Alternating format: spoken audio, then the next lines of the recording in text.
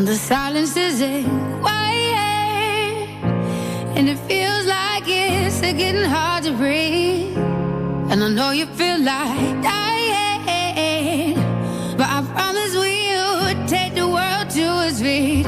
Move mountains, bring it to its feet.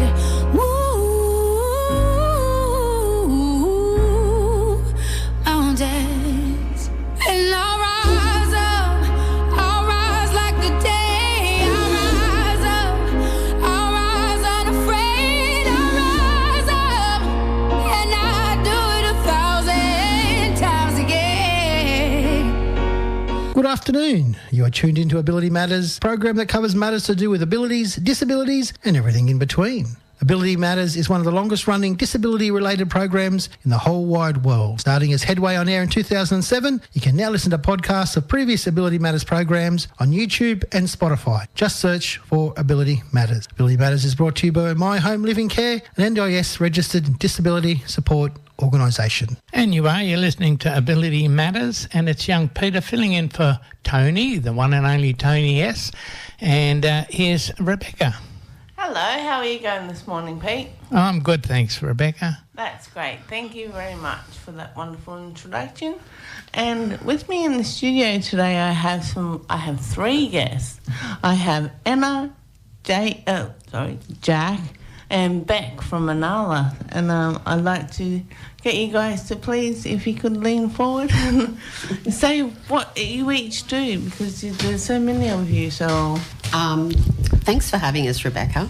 It's my name's Anna, and I'm the director at Anala.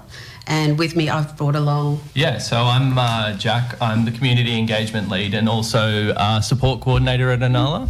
And I'm Beck, and I'm the head of service delivery at Anala, so I oversee our programs and services. Wow, that sounds like a mouthful of a lot of work there. So I'll get you to start off with this first, if you could, Anna, and please tell us a little bit about Anala and the services you offer. Excellent. Okay, so Anala's been around since 2015. Me personally, on my own human services journey, I was a carer for one of my family members for many, many years and supported them through mental health system and navigating the system. And for me, I got to a point in my career where I thought I really want to go out and deliver services a little bit different. So for me, I've worked in different areas of working with refugees, I've worked with youth, I've worked with people in aged care, and my last kind of career move, I kind of moved into ADAC, which was it was the organisation with government body that before NDIS came out. And at ADAC, for me, I would support a whole multidisciplinary team to work with complex clients. And then there was word that NDIS was coming out, and I thought, oh my God, who's going to look after all these complex clients? So I did jump the gun. I jumped probably in 2014 before the NDIS launched, but I got myself a job working for the Physical Disability Council of New South Wales, delivering person-centred work around helping people to prepare for the NDIS, and that was in rural community towns in New South Wales. That sounds awesome. So with that, I feel like a lot of people didn't know what they needed. They didn't know that services were available to them.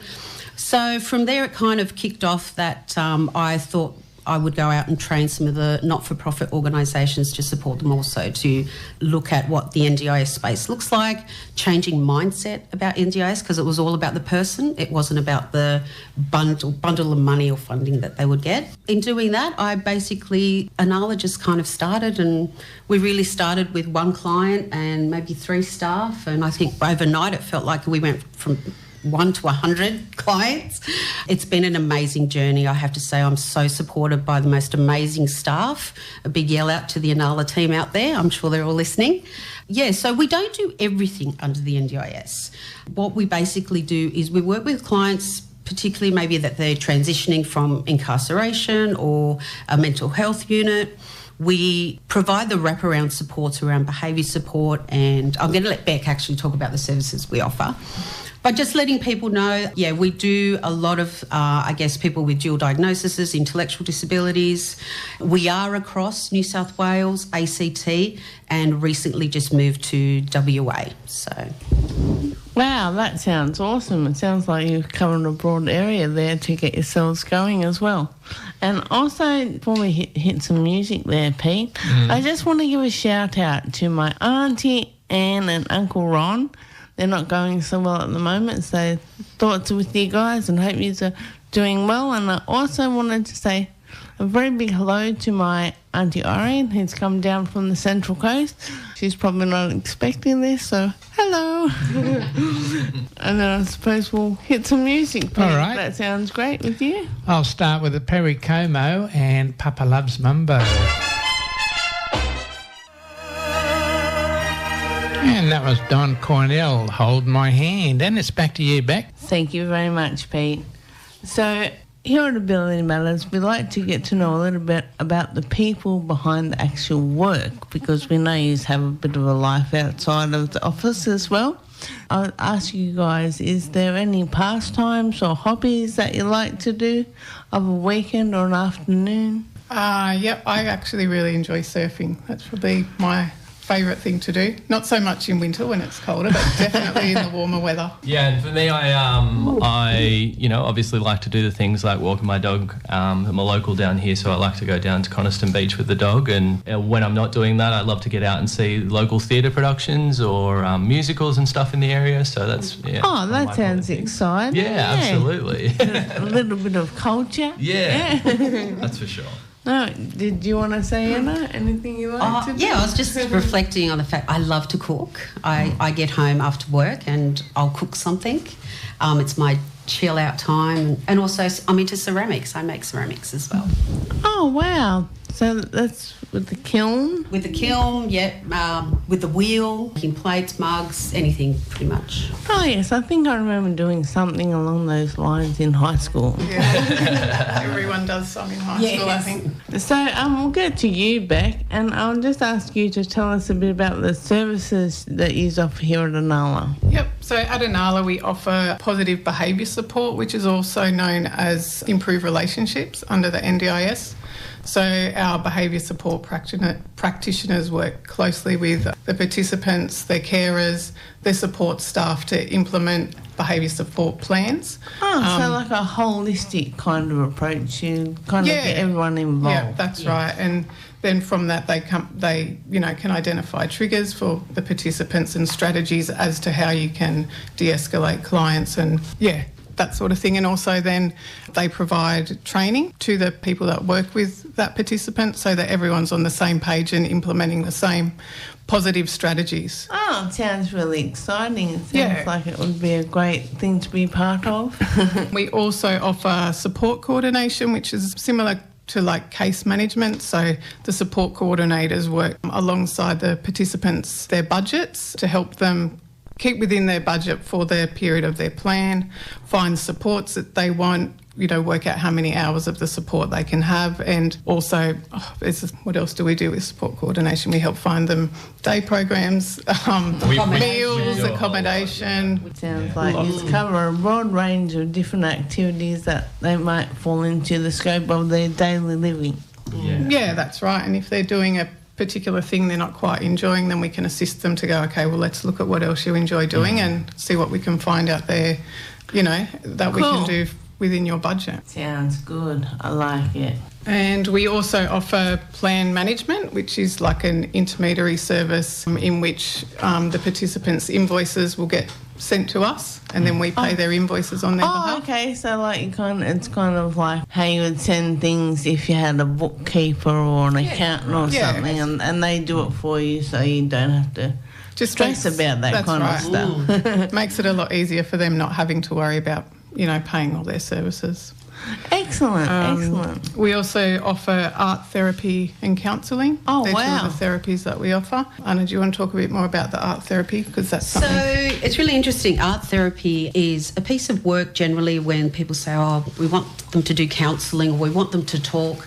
Art therapy is really lovely because it kind of provides people with a safe space to talk, but also do a piece of work around what might be happening for them. And then all of a sudden, I guess, in terms of the art therapist, they can look at the artwork, or whether it's sand play or could be clay work.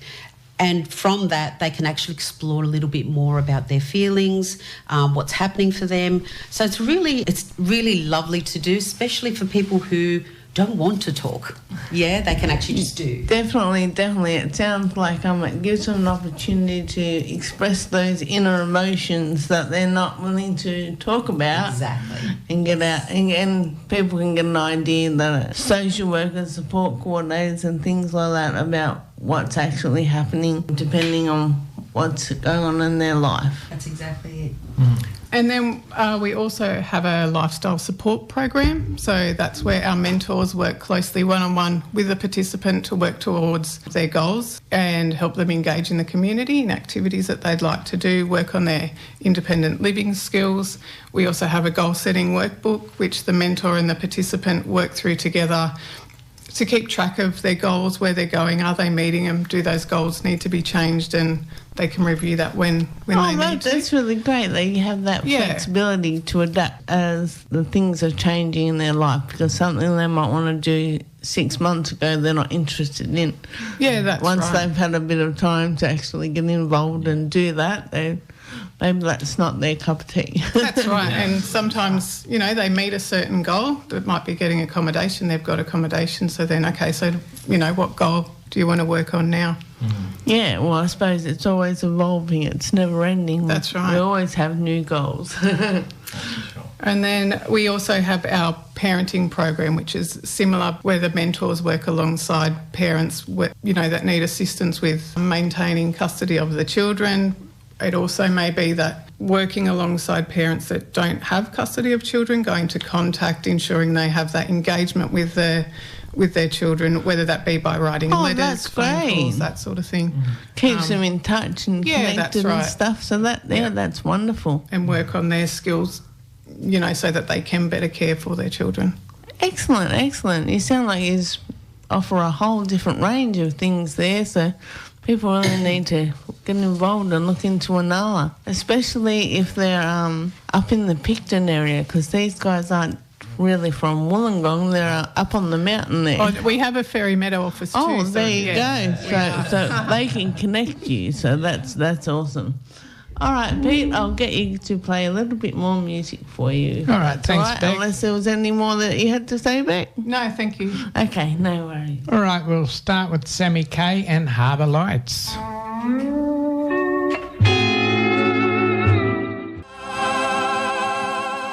And the last song was David Whitfield with Montavani and Karamia. All right, back to you, Beck. Thanks, Pete. Thanks for those great songs as well that you just put on there for us. Now I'm going to throw it to you, Jack. Is there any interesting workshops or training coming up soon?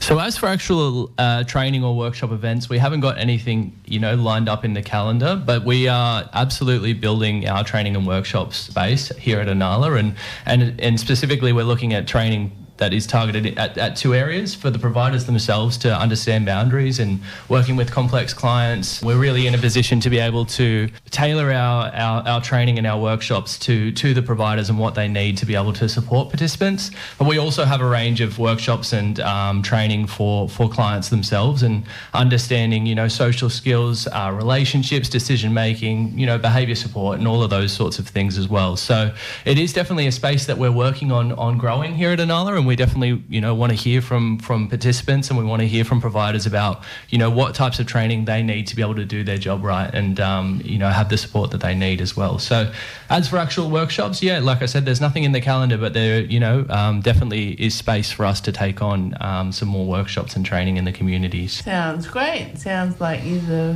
building a lot of capacity there and getting involved with different things in the community, so that's a positive thing for you guys. Yeah, definitely. And the new area that we're looking to open up to is in family group counselling, and Anna would definitely be a better person to speak on that. So thanks, Jack. At Anala, we have people that are trained to do family group conferencing. This is a big piece of late with young Aboriginal children being removed from their homes. The family group conferencing piece of work is about setting up safe space for the community, the Indigenous community, to come together and really openly discuss what is the best option for that child, and providing the piece of work that is like a bit of a plan. Everybody agrees to it. The child is at the centre of this conferencing, and we then provide this whole report back to FACS or the government department involved, and it's really about ensuring that that child can stay in their community and not be removed. So Anala does that piece of work. So if there's any organisations out there who are needing facilitators for the family group conferencing, please reach out to us. That would be great. Oh, that sounds awesome. There's so many displaced children out there removed from their homes, and if we can find out a way to all work together and keep them there, I think that's very beneficial for each of them to have that option out there for them. Absolutely. So can I also say some other new and exciting things? Anala is expanding, as Jack said before. We are opening up to more of our training that we used to do previously before we set up with the whole NDIS space. Anala has recently engaged a community engagement lead, and that is Jack. And Jack will be going out and building connections with providers, government bodies, councils, schools, hospitals, in order for us to integrate and support people with some of the programs and services we have and help them to live in community more sustainably. Yeah, basically that's what's been happening at home. Wow. Yeah, it sounds like you've got a great host of different services there that you can offer us. So I suppose, I'm not sure which one of you would like to do this, but could you let our listeners know your contact details? Yeah, look, I'm happy to take that one. I think the best place for anyone that's listening to go to is our website, which is anala.com.au, anala.com.au. There you'll be able to find some information on all of our programs and services, a little bit about our team, and definitely get in contact. I just do have one question. Yeah. On that website, is there a contact phone number where people, because some people... Yeah, absolutely. Don't actually have access to the internet. No, so. That's a great point. So our phone number is 02 4872 4371, and you'll be contacted with one of our team members who'll be able to direct you to the right person or provide you with more information. In addition to that, we're also working on opening up a new office space here in Fairy Meadow. It's still in the works, but that space will be open for people to be able to drop in and learn more about our services as well. Excellent. I'm just wondering, people might not have had time to get a pen handy. Yeah, so you want me to slow it down? No, just repeat it so they're able to... Got your pens, guys? Yeah. Write it down if you want to get that number. Absolutely. So that number is 02 4872 4371. Excellent. Thank you very much for that, Jack. No worries. Well, the last question I've got here, but we can ad hoc a bit in the music. Is there anything that you would like to discuss or share with our listeners? I guess if people are looking for services, definitely they can reach out. I think a comment around perhaps NDIS, it can be a very challenging and hard piece of information to understand. So please know, and I guess I want to normalise that sometimes navigating the NDIS and the whole system within community, what's mainstream, what's a formal support, what's an informal support, is really hard, but our friendly staff at Anala are always happy to help. So even if you wanted to give us a call, Carol, she's our intake officer. She's generally at the gateway of Anala, and she would be happy to help out anybody who has maybe a question that they're not sure about.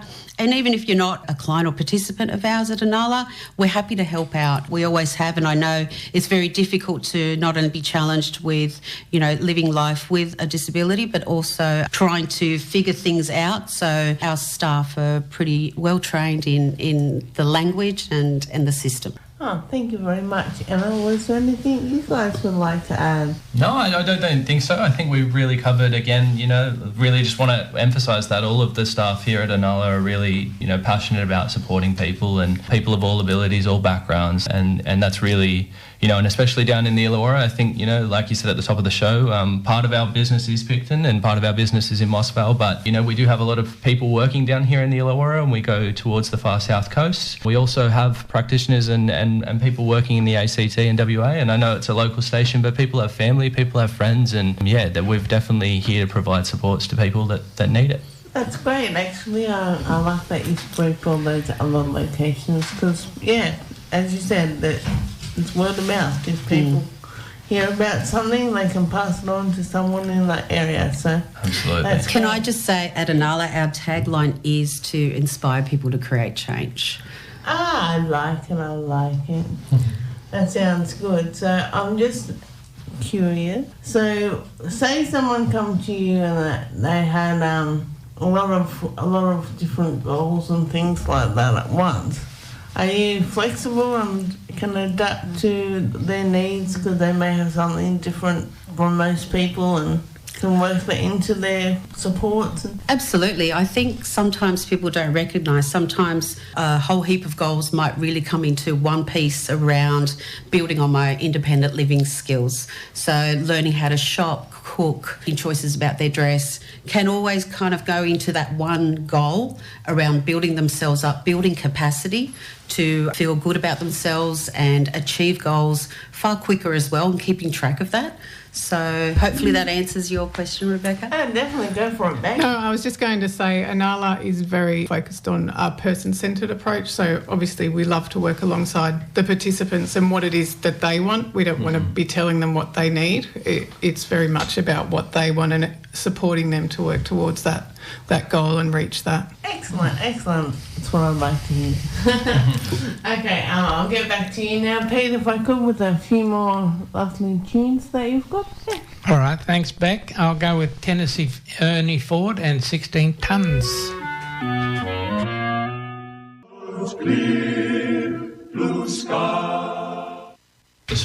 Okay, back on to you, Beck. Thank you very much, Peter. You're playing some great music there. Thanks. So, Anna, I suppose I wanted to talk to you. We had a brief conversation there while the music was playing, and you were talking about the mental health space, psychosocial disabilities, and I think that's something that is not really spoken about. It's kind of in the background there. So would you like to give us a bit more about that? Yeah, sure.